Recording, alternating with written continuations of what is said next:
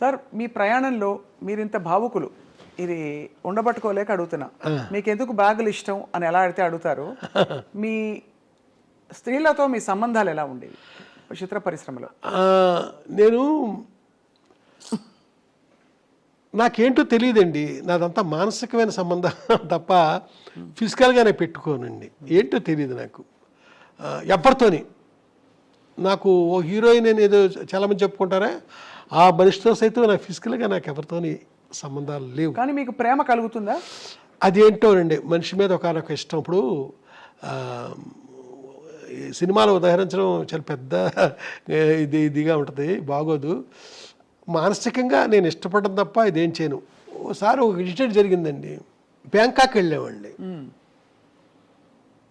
కొందరు రైటర్స్తో పాటు బ్యాంకాక్ వెళ్ళాల్సి వచ్చింది ఒక అతను కలవడానికి, ఓ హీరోని. నాతో పాటు వచ్చిన ఒక యంగ్ రైటరు ఒక రూమ్ చూపించి, ఈ రూమ్లో పలానా డైరెక్టరు పేరు చెప్పనండి 5 అమ్మాయిలతో ఒక రాత్రి గడిపాడండి. నేను అసలు అది విన్నాను కానీ నేను ఏమాత్రం నాకు అది సహించలే, ఏమాత్రం ఆ మాట శబ్దస్ఫోరకంగా నాకు అనిపించలే. నేను ఆ రకం కాదండి, ఎట్టి పరిస్థితుల్లో కాదు. అంటే ఇది అడగడానికి నేపథ్యం కూడా సార్, ఇది ఏదో మీ వ్యక్తిత్వం గురించి అడగడానికి అని కాదు సార్, తప్పట్టుకోకండి దయచేసి. మీరు ఎలా అడిగినా పర్లేదు, బట్ అంటే కానీ అంటే మీ ఇంత భావుకత ఉండే వంశీ గారికి సహజంగానే అంటే మీరు సృష్టించే పాత్రల మీదైనా మీకు ప్రేమ వచ్చేస్తుంది కదా? అవునండి. ఇప్పుడు సితార కావచ్చు, తర్వాత మీరు చెప్పిన అన్ని సినిమాల అందరు హీరోయిన్లు అంత అందంగా ఉన్నారు, ఒక్కొక్క సినిమాలో ఒక్కో తీరులో. సో అప్పుడు వేవ్ లెంగ్త్ అంటే కనెక్షన్ ఎవరితో కలిగి ఉంటుంది మీకు అని? అప్పట్లో మీరు అన్నట్టుగా ఒక హీరోయిన్తో ఎక్కువ మీ పేరుని జోడించారు, కానీ ఇంకా నేను ఇంకెవరితోనే నాకు అలాంటి లేదు. ఇప్పుడు వాణి విశ్వనాథ్ ఉంది, 2 సినిమాలు చేశాను నేను, అంతే, అంతవరకే. శోభన నాకు చాలా అద్భుతమైన వ్యక్తిత్వం, ఇది కలిగిన మనిషి, అంతే, అంతవరకే. ఇలాగ ఏ హీరోయిన్ తీసుకోండి అంతవరకే, అంత మించి. మానసికంగా కూడా ఇంకా నేను ఇంకొక మనిషి జోలికి నేను వెళ్ళలేదండి, ఎళ్ళబుద్ధిలే. ఇక్కడ ఒక మనిషిని మర్చిపోతే ఎడుదేమో, అప్పటికి ఎప్పటికీ మర్చిపోకుండా ఉండడం, అలాగే మనసులో ఉండిపోయారు అంతే, అంతవరకే. మళ్ళా ఇంకొక అడుగు ముందుకి కూడా వేయనండి నేను. సార్ ఇలాంటి ప్రేమ వంశీ గారికి కలిగినా ఎవరికి కలిగినా, నాకైనా ఆయనకైనా మనిషి లేకపోవడం బాధ ఉంటుంది కదా సార్. ఆ బాధను ఎలా సమాధానపరుచుకుంటారు? ఏమని చెప్పుకుంటారు మీకు మీరు? ఈ మనిషి నాకు ఇష్టం, ఈ మనిషి నాతో లేరు. ఏమండి ఇది ఒకటి చెప్తానండి, నిన్న ఒక ఫోటో చూశానండి. ఆ ఫోటో ఎవరిదంటే జమున గారిది. నేను డైలీ శుభోదయాలు పెడుతుంటారండి. అవును, ఫేస్బుక్లో కాదు, మామూలుగా పంపించేవాడిని మీలాంటి ఫ్రెండ్స్కి, మీకు కూడా పంపిస్తాను.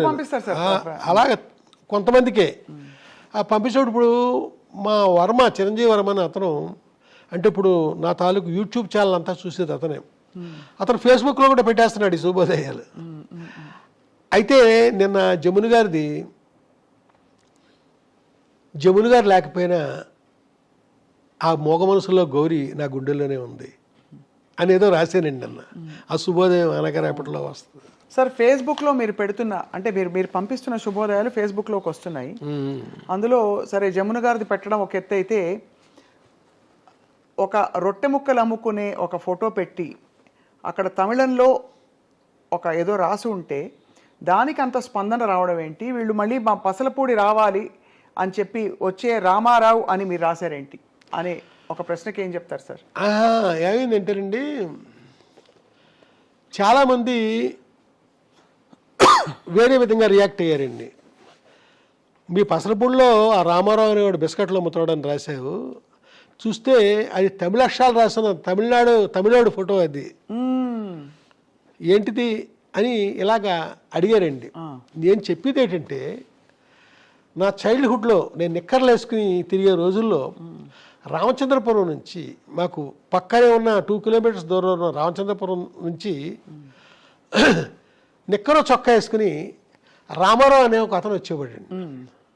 వచ్చి మా ఊర్లో ఆ రొట్టి బిస్కెట్లు అమ్మేవాడు. ఆ అమ్మినప్పుడు చూడండి కొన్ని బిస్కెట్లు ఇరిగిపోతాయి ముక్కల కింద. మాలాంటి పిల్లల్ని పిలిచి అందరికీ పంచిపెట్టేవాడు అతను. ఆడ పెడతాడేసి పరిగెట్టుకుంటూ వెళ్ళేవాళ్ళం మేము. ఈ ఫోటో చూసిన నాకు, ఈ తమిళ అతను ఫోటో చూసిన నాకు ఆనాటి రామారావు గుర్తొచ్చాడండి. గుర్తొచ్చి నేను అలా పెట్టాను. అలా రామారావు గుర్తొచ్చాడు నాకు, అలాగా నేను రాయడం జరగలేదు. దాంతో ఈ తమిళ ఫోటో పెట్టి మా పసరపొడిచిన రామారావు అని రాస్తావా అనేసి కొంతమంది కొంచెం కాంట్రవర్షియల్గా ప్రవర్తించారు. నా ఉద్దేశం, నా బాల్యంలో నేను అప్పుడు చూసిన రామారావు నాకు ఇప్పుడు గుర్తొచ్చాడు అని నేను ఆ వాక్యం నిర్మాణం చూసారా, అది సరిగ్గా జరగలేదు.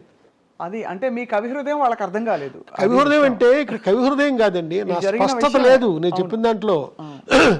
ఇది ఆనాడు నాకు ఆ రామారావు గుర్తొచ్చాడు ఇతను చూశాక అంటే పాపం ఎవరో మాట్లాడరు. అవునవును. నేను రాసిన దాంట్లో ఆ స్పష్టత లేకపోవడం వల్ల జనం నన్ను అపార్థం చేసుకున్నారు. ఈ ఫేస్బుక్ సాధ్యమైనంతగా నేను కరెక్ట్గా అన్వయించేలాగే నేను చెప్తానండి. శుభోదయం ఏది పెట్టనియండి, నా జీవితానికి అది అన్వయించినప్పుడే నేను దాన్ని తీసుకుంటాను తప్ప పొరపాటుని, లేకపోతే పలానా స్వప్న లైఫ్లో ఇలాగా అది కూడా నేను చెప్తాను, పలానా రామారావు రాజుబాబు అలాగా అని చెప్తానండి.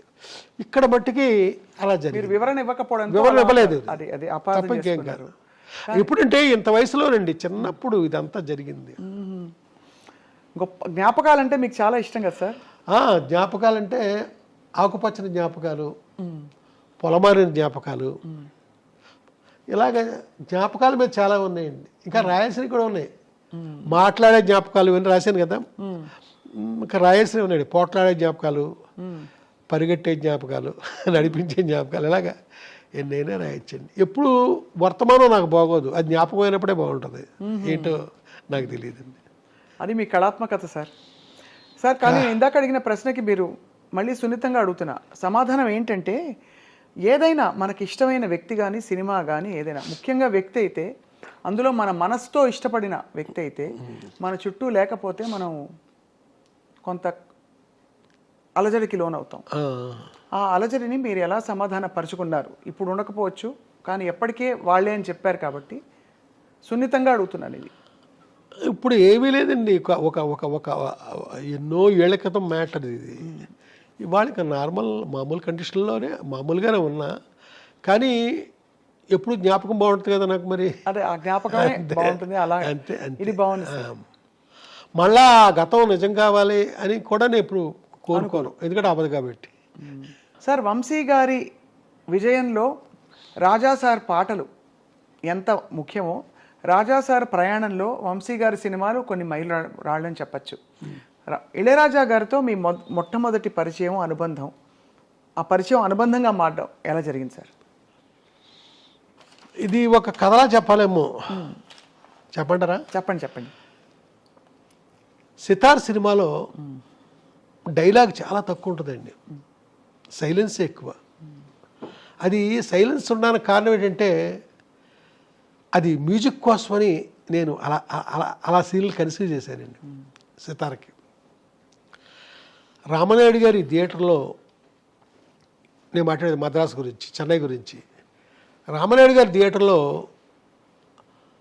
సితారా డబుల్ పాజిటివ్ ప్రొజెక్షన్ వేసేవండి ఆ నైట్. సినిమా చూసారండి.